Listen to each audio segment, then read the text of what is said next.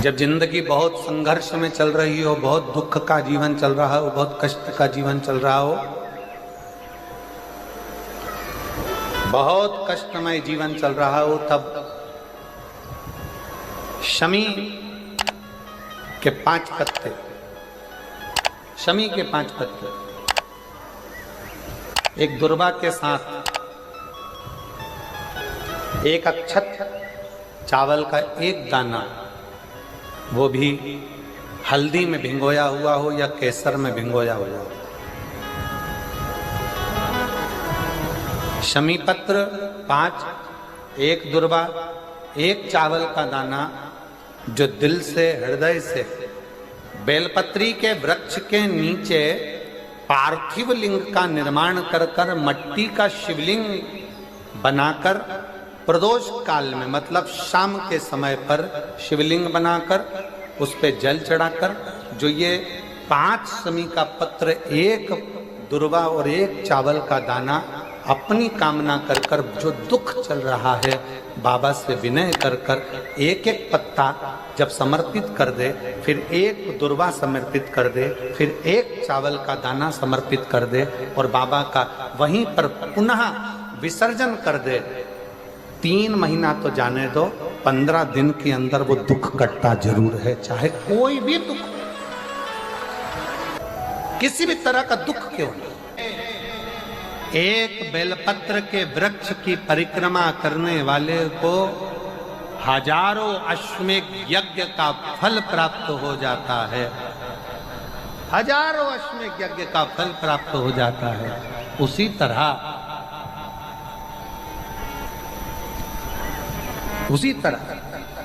एक पार्थिव लिंग का निर्माण करने वाले को, मिट्टी का शिवलिंग का निर्माण कर कर पूजन करने वालों को 12 ज्योतिर्लिंग के शिवलिंग के दर्शन का पुण्य फल प्राप्त। बहुत ध्यान लगाकर सुनिएगा। एक बेलपत्री और उस बेलपत्री में एक चंदन की बिंदी और एक अक्षत का दाना मात्र रखकर भी अगर शिवालय पर चढ़ा दी जाती है, एक बेलपत्री, एक चंदन का बिंदी, और चंदन फिर निवेदन करेंगे आज के जमाने में तुम लोग सब घिसा घिसाया, पड़ा पड़ाया, डब्बी का सामान ले लेकर, वो नहीं, चंदन की एक मुठिया रखो, थोड़ा सा भी घिसो, जरा सा भी घिसो, उसकी एक बिंदी और एक चावल का दाना, जब हम भगवान देवाधिदेव महादेव को समर्पित करते हैं, अपनी कामना कर कर समर्पित करते हैं, तो निश्चितता है, पुराण की कथा कहती है, शंकर भगवान उसका फल शीघ्र प्रदान कर देते हैं। भले आपने कुछ करा ना करा, उसका फल तुम्हें मिल जाए। में जाना, लोटा भरकर जल समर्पित करना, और कभी तुम्हारे जीवन में अगर तुमको लग रहा है कि मैं दुखों से पीछा छूट ही नहीं रहा, तब उस जगह पर बेलपत्री के मध्य भाग में पीला चंदन, ये जो पत्ती है और ये 2 पत्ती हैं, ये बड़ी पत्ती और ये बीच की जो 2 पत्ती हैं, इसके बीच में जो डंडी का भाग रहता है, जो बीच में डंडी का जो भाग है, बड़ी पत्ती और ये 2 छोटी पत्ती के मध्य में जो डंडी का भाग है, उस डंडी के भाग में पीला चंदन और एक अक्षत पीला, शंकर भगवान को आप अगर प्रदोष काल में समर्पित कर रहे हैं, तो ये निश्चित है कि धीरे धीरे कर कर वो दुख समाप्त होगा, वो दुख कटेगा ही। अंतर्गत वर्णन किया गया शंकर भगवान की आराधना में, शिव की आराधना में, जब तुम्हें लगता है कि तुम्हारा व्यापार नहीं चल रहा, कोई तुम्हें धोखा दे रहा है, लक्ष्मी नहीं आ रही, बहुत चिंता में पड़े हुए हो, बहुत टेंशन में जिंदगी चल रही है, बहुत बीमारियां तुमको घेर ली है और चारों तरफ अंधेरा ही अंधेरा नजर आ रहा है, तुमने विचार करा अब मैं तो मर जाऊं तो अच्छा, मैं सुसाइड कर लूं तो अच्छा, मैं मर जाऊं तो अच्छा, तो मरने से पहले एक काम कर कर देखना, शंकर भगवान की आराधना कर कर देखना, शिव पर एक लोटा जल चढ़ा कर देखना, और ज्यादा चिंता, ज्यादा टेंशन हो तो बेलपत्री के जड़ को घिसकर उसका चंदन बनाकर शंकर को लेपन कर कर उसकी भी आराधना कर कर देखना कि बेल चंदन का फल क्या। बेलपत्र, एक बेल, ये कोई साधारण नहीं, एक बेलपत्र एक बेल, ये कोई साधारण नहीं, एक बेल। इसकी नीचे की डंडी से लेकर ये दो पत्तियां जहां लगी हैं और दो पत्ती से लेकर ये बीच की जो पत्ती है उसमें जो गैप है, उसमें जो जगह है, दिख रही है आपको? ये दो पत्ती से लेकर बीच की पत्ती के बीच में जो जगह खाली रहती है, 33 कोटि देवी देवताओं विराजमान रहते हैं इस बीच की जगह में। जब शिव जी को चढ़ाया जाता है तब इस पत्ती के बीच की जगह शंकर के शिवलिंग पर रखा जाता है, तो शिव जी इतने प्रसन्न होते हैं कि मेरी स्तुति करने के लिए ये भक्त 33 कोटि देवताओं को लेकर आया है, मेरी स्तुति करने के लिए। लोग चावल लाए, लोग अंबारियां लाए, धन लाए, दौलत लाए, संपदा लाए, पर एक शंकर का भक्त ऐसा होता है जो एक बेलपत्री के रूप में 33 कोटि देवताओं को, 64 योगिनियों को, आदि शक्तियों को शंकर को समर्पित करता है। कितना सुंदर संवाद है, कितना सुंदर बात कही कि भूल से भी किसी तीर्थ में नहीं गए, कहीं हमने गौदान नहीं करा, कहीं हम किसी तीर्थ में नहीं गए, हमने कहीं गौदान नहीं करा, हमने कहीं ब्राह्मण भोजन नहीं कराया, हम कहीं गंगा यमुना कावेरी सरस्वती नर्मदा छिपरा पुण्यवान नदी में हम स्नान नहीं कर पाए। शिव महापुराण की कथा कहती है भूलवश भी अगर पिपलेश्वर या बटकेश्वर किसी शिवालय पर भूल से भी अगर एक लोटा जल चढ़ जाता है तो देव अधिदेव महादेव सारे तीर्थों का फल अपने आप प्रदान कर देते हैं। भूल से भी चढ़ जाए।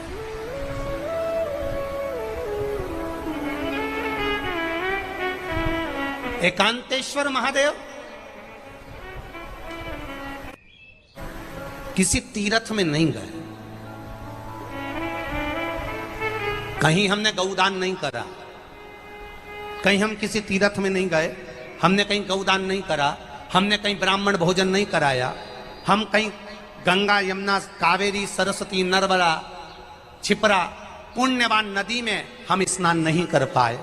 शिव महापुराण की कथा कहती है भूलवश भी अगर पिपलेश्वर या बटकेश्वर किसी शिवालय पर भूल से भी अगर एक लोटा जल चढ़ जाता है तो देव अधिदेव महादेव सारे तीर्थों का फल अपने आप प्रदान कर देते हैं। भूल से भी चढ़ जाए।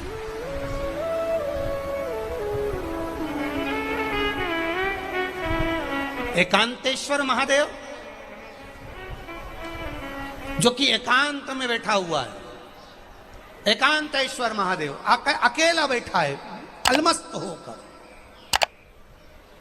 आप जा रहे हो गाड़ी लेकर, आप 4 व्हीलर गाड़ी में जा रहे हो, ट्रैक्टर में जा रहे हो, ट्राली में बैठकर जा रहे हो, क्रूजर में बैठकर जा रहे हो, 2 व्हीलर गाड़ी में बैठकर जा रहे हो और एकांतेश्वर महादेव का मंदिर दिख गया, कोई एकांत में, भले उसका नाम नहीं मालूम तुमको कि कौन सा महादेव, पर अकेला बैठा है जंगल में, वृक्ष की छांव में, एक ओटले पर, कोई दीवार नहीं, कोई जाली नहीं, कोई गेट नहीं, कुछ भी नहीं। ये शिव मंदिर में जाकर एक लोटा जल समर्पित करती थी और शास्त्र कहता है कि शंकर के मंदिर में अगर एक लोटा जल कोई एक परिवार का व्यक्ति भी समर्पित कर रहा है तो समझ लेना कि वो अपनी 71 पीढ़ी को पार लगा रहा है। वो अकेला नहीं, 71 पीढ़ी को पार लगा रहा है। शिव महापुराण की कथा कहती है जब बच्चा गर्भ में आता है, माता के गर्भ में जब संतान आती है और माता के गर्भ में जब संतान रहती है, उस 9 महीने में स्त्री नारी अगर कहीं शंकर के मंदिर के सामने से निकल जाए या शिवालय का जल स्त्री को मिला हो या शंकर भगवान का कोई प्रसाद या शंकर भगवान का कोई नाम जाप या शंकर भगवान का कोई मंत्र जाप उस स्त्री के कानों में पहुंच जाए तो जो गर्भ में बच्चा होता है वो बच्चा शंकर की कथा तक या शिवालय तक उसको बिना बोले ही वो अपने आप चला ही जाता है, पहुंच ही जाता है। उस गर्भ में रहने वाले बच्चे को भगवान शंकर के मंदिर के सामने से भी कोई गर्भवती स्त्री निकल कर चली जाती है तो उसका भी फल उसको प्राप्त हो जाता है। उसका भी फल उसको प्राप्त हो जाता है। और वो फल साधारण नहीं होता। क्यों? बेलपत्री को जब भी चढ़ाया जाता है तो पीछे की डंडी पकड़कर नहीं चढ़ाया जाता। बेलपत्री को चढ़ाने के लिए मध्य भाग को, जैसे यह बेलपत्र होता है तो इसका मध्य की जो डंडी होती है, मध्य भाग होता है बेलपत्री का, तब मध्य भाग को पकड़कर हम भगवान शंकर को बेलपत्र समर्पित करते हैं। कोई भी बेलपत्र ऐसे नहीं चढ़ाता कि डंडी पकड़ के चढ़ा दिया, फिर पीछे की डंडी पकड़ के चढ़ा दिया, फिर पीछे की डंडी पकड़ के चढ़ा दिया, फिर डंडी पकड़ा, फिर चढ़ा दिया ना। मेरे देवादिदेव महादेव को जब भी बेलपत्र चढ़ाया जाता है तो मध्य भाग, पीछे की डंडी पकड़कर नहीं, मध्य भाग से भगवान शंकर को बेलपत्र समर्पित किया जाता है। मध्य भाग से जब भी पकड़ेंगे तो मध्य भाग को पकड़कर बेलपत्र समर्पित करेंगे। क्यों?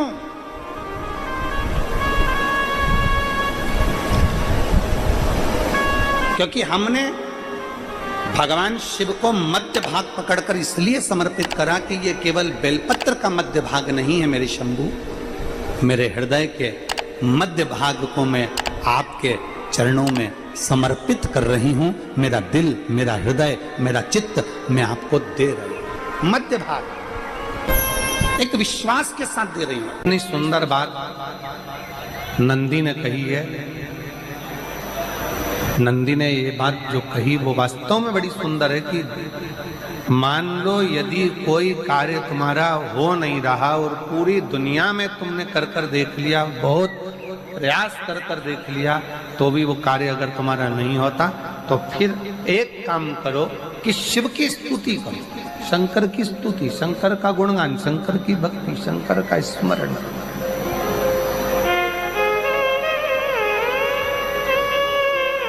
फिर शिव की स्तुति करिए, शंकर से विनय करिए, शंकर से निवेदन करिए, शंकर का गुणगान करिए।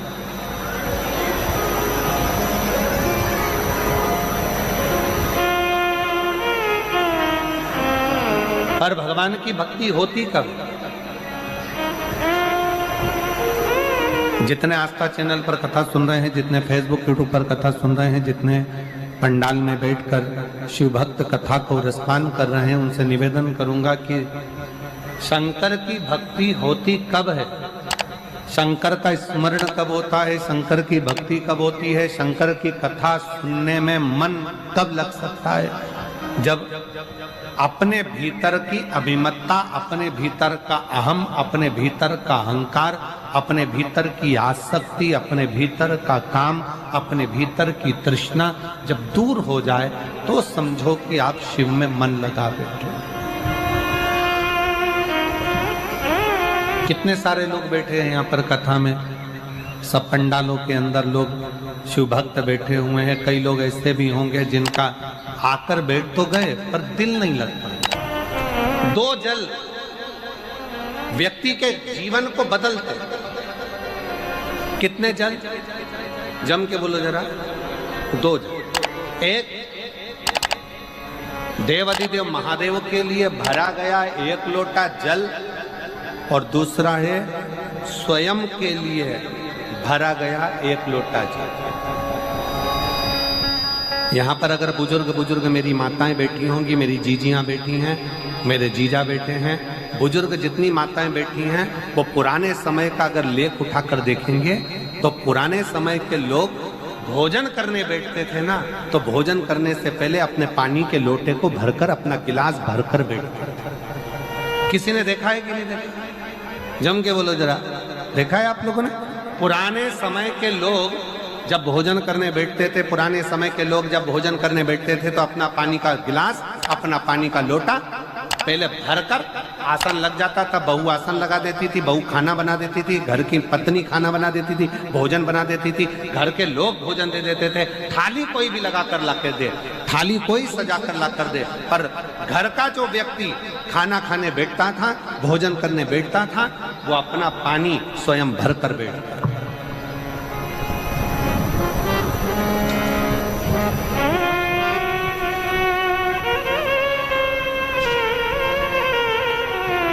के जमाने में दुनिया के लोग कहते हैं मैं दुकान चला रहा हूं, दुनिया के लोग कहते हैं मैं घर चला रहा हूं, दुनिया के लोग कहते हैं मैं ये कर रहा हूं।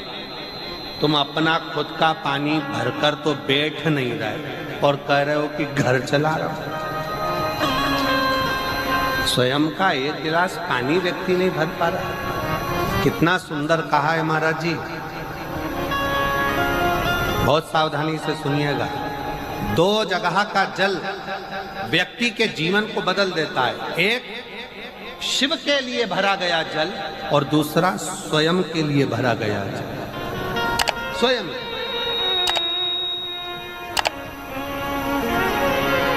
शंकर के मंदिर में जा रहे हो, एक लोटा जल अपने घर से भरकर लेकर चले जाओ और अपने घर में जब तुम भोजन करने बैठ रहे हो, जब तुम रोटी खाने बैठ रहे हो, भोजन करने बैठ रहे हो, भोजन ग्रहण करने बैठ रहे हो, जब तुम भोजन को ग्रहण करने के लिए बैठ रहे हो, तब अपने घर में जब तुम भोजन ग्रहण करने बैठ रहे हो तो एक लोटा जल या एक गिलास पानी भरकर बैठो। बहू अच्छी है, पानी भरेगी, मना नहीं है। बेटा अच्छा है, पानी भरेगा, मना नहीं है। पोता अच्छा है, पोती अच्छी है, नाती अच्छा है, पंती अच्छा है, घर में सब अच्छे हैं। तुम्हारी पत्नी भी अच्छी है, तुम खाना खाओगे तो वो पानी ला कर दे देगी। तुम्हारी बहू भी अच्छी है, तुम भोजन करोगे तो वो पानी ला कर दे देगी। तुम्हारा परिवार का हर व्यक्ति अच्छा है, तुम्हारा कहना मानता है। तुम जिमने बैठोगे, भोजन करने बैठोगे तो वो पानी ला कर देगा। पर शिव पुराण की कथा कहती है, जो व्यक्ति भोजन करते समय अपना जल स्वयं भर कर बैठता है, उसकी जिंदगी में से 3 रोग समाप्त हो जाते हैं। कितने रोग समाप्त हो जाते हैं? 3। पहला, अपना जल स्वयं भर कर बैठने वाले के घुटने का कभी भी डॉक्टर उसके घुटने बदलने का बोलेगा ही नहीं, घुटना बदल ही नहीं सकता। स्वयं का जल भर कर बैठे। दूसरे नंबर पर, जिसकी रीढ़ की हड्डी में कमर से लेकर कंधे तक जिसकी हड्डी में दर्द होता हो, या जो सुबह सुबह सोकर उठता हो और उसके कंधे दुखते हो या पीठ दुखती हो। दूसरे नंबर का रीढ़ की हड्डी का दर्द। और तीसरे नंबर का, डॉक्टर को दवाई खा खा कर परेशान हो गए और आधा सिर का रोग, भुकुटी, ये भौएं दुखती हो, सिर दुखता हो, ये कान के पास का दर्द होता हो, तो अपना भोजन करते समय अपना पानी स्वयं भर कर बैठो। आपको ये 3 रोग से मुक्ति अपने आप मिलना प्रारंभ होगा, अपने आप। अब किसी ने कहा, गुरुजी पत्नी पानी ला कर देती है, पति पानी ला कर देता है, बेटा पानी ला कर देता है, बहू पानी ला कर देती है, पोता पोती पानी ला कर देते हैं, नाती पंती पानी ला कर देते हैं, नौकर लगे घर में वो पानी ला कर देते हैं, सेवादार लगे घर में वो पानी ला कर देते हैं, तो हमको पानी लाना क्यों जरूरी है? तो अग्नि पुराण में वर्णन आता है कि जो घर में पानी जिस मटके में भरते हो, जिस हंडे में भरते हो, जिस बाल्टी में भरते हो, जिस टंकी में पानी भरते हो, पीने का पानी जिस हंडे में, मटके में, बल्टोई में, जिस गगरे में तुम भरते हो, वो स्थान पितरों का स्थान रहता है। जब हम पानी भरकर भोजन करने बैठते हैं तो हमारे पितर भी उस स्थान पर आकर निश्चित जगह पर बैठते हैं, और जब हम भोजन ग्रहण करते हैं तो हमारे पितरों के भाव का आशीर्वाद हमारे ऊपर पड़ जाता है, जिससे हमारे 3 दर्द समाप्त हो जाते। स्वयं भरो, स्वयं।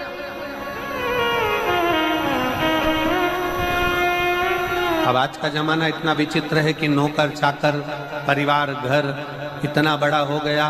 आज के जमाने में कोई सोफे पे से उठना पसंद नहीं करता, वहीं से आवाज लगा देते हैं, ला मेरा भोजन लगा दे, रोटी लाओ। रोटी आई तो मालूम पड़ा पानी ला कर रखा बहू ने। वो बहू ला देगी, बहुत अच्छी है, बहू बेकार नहीं है, बहुत अच्छी है, बेटी बहुत अच्छी है, ला देगी पानी, भोजन भी लाएगी, पानी भी लाएगी, सब कुछ लाएगी। पर पहला फर्ज अपना है, जब तक शरीर चले, पांव चले, हाथ पैर चले,